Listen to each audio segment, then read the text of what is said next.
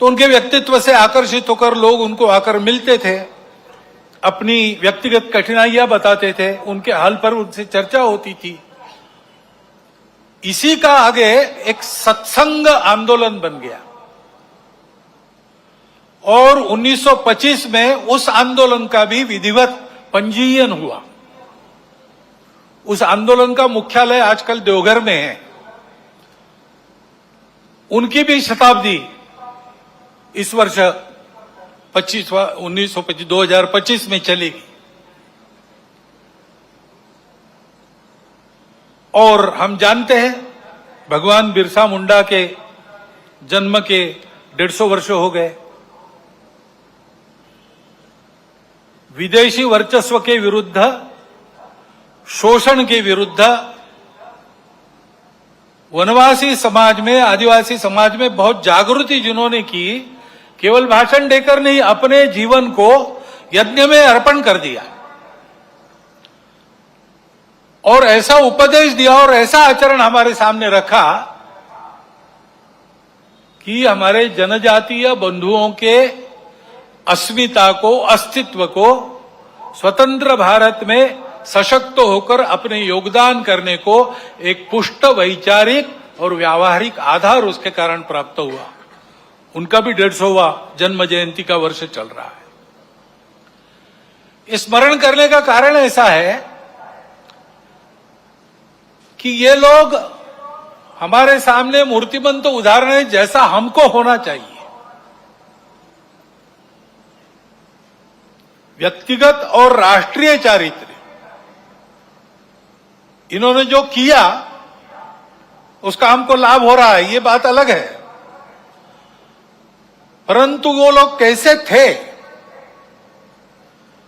अलग अलग समय में, अलग अलग कार्य क्षेत्रों में उन्होंने काम किया, परंतु सबकी समान बातें कुछ थी। इन सब लोगों ने प्रामाणिकता से, निस्वार्थ बुद्धि से देश हित में, समाज हित में, संस्कृति और धर्म के हित में ही काम किया, अपने लिए कुछ नहीं रखा। निस्पृहता उनका गुण था और निर्भय थे, परिस्थिति की परवाह नहीं की, क्या भुगतना पड़ेगा इसकी कभी चिंता नहीं की। संघर्ष का कर्तव्य उपस्थित हुआ तो पूरे जोर से संघर्ष किया, उसमें आवश्यक जो कठोरता आवश्यक है उस कठोरता का भी वर्ण किया, लेकिन ऐसा होने के बाद भी वो किसी के द्वेष्टा नहीं बने। उन्होंने अपने मन में किसी के प्रति कोई शत्रुता नहीं रखी, सबके प्रति निर्वैर भाव से अपना कर्तव्य वो करते थे और इसलिए उज्ज्वलशील संपन्न उनका यह जीवन सज्जनों के लिए आधार बना, दुर्जनों को उनके कर्तृत्व की धाक बनी। इस प्रकार की समाज में शक्ति जब खड़ी हो जाती है तब फिर समाज का उत्थान होता है, देश का उत्थान होता है, बाकी सब सहायक बनता है। ऐसे व्यक्तिगत और राष्ट्रीय चरित्र की आवश्यकता आज की परिस्थिति हमको बार बार बता रही है, ये आवश्यक है और उसके आदर्श ये जीवन है। क्योंकि परिस्थिति हमेशा, चुनौतियां तो रहती ही है, अच्छा भी रहता है, दुनिया की हो, देश की परिस्थिति हो। अभी वैज्ञानिक प्रगति का वर्णन करते समय आपने बताया भविष्य के लिए तैयार होना है और भविष्य इस तकनीकी के कारण कई प्रकार की नई सुविधाएं लेके आएगा। आज तक विज्ञान कई प्रकार की सुविधाएं लेकर आया है,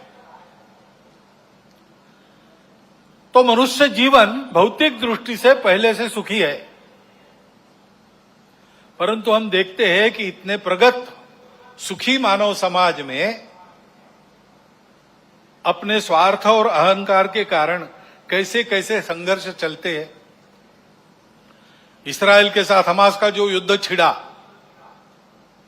वो अब कितना व्यापक होगा और उसकी आग में कौन कौन झुलसेंगे और दुनिया पर इससे कौन सा संकट आएगा, इसकी चिंता सबको लगी है। तो परिस्थिति के दोनों पहलू होते हैं। अपने देश का जब विचार करते तब भी अपना देश आगे बढ़ रहा है। टेक्नोलॉजी के क्षेत्र में, शिक्षा के क्षेत्र में अतिथि महोदय ने वर्णन कर दिया है। बहुत नपे तुले शब्दों में पूरा चित्र आपके सामने आया है।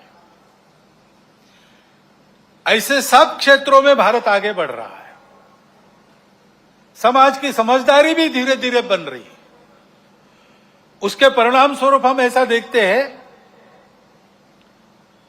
कि जम्मू कश्मीर के चुनाव भी शांतिपूर्ण ढंग से संपन्न हो गए।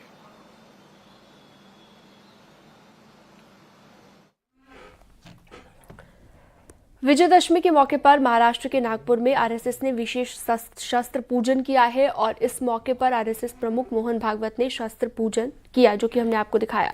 आगे बढ़ते हैं। दशहरे के दिन ज्यादातर जगहों पर लोग रावण का दहन कर विजयदशमी मनाते हैं, लेकिन ऐसी भी कुछ जगह हैं जहां पर दशहरे के दिन रावण की पूजा होती है। शाहजहांपुर की अगर बात करें तो दशहरे के दिन रावण दहन से पहले लोग रावण की पूजा करते हैं। रावण भगवान शिव का भक्त और काफी विद्वान था।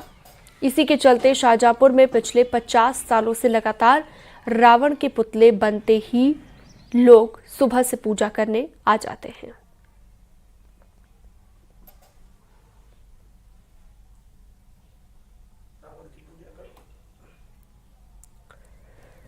तो सुबह से ही लोग पूजा अर्चना आज के दिन कर रहे हैं और विशेष पूजा दशहरे की जाती है।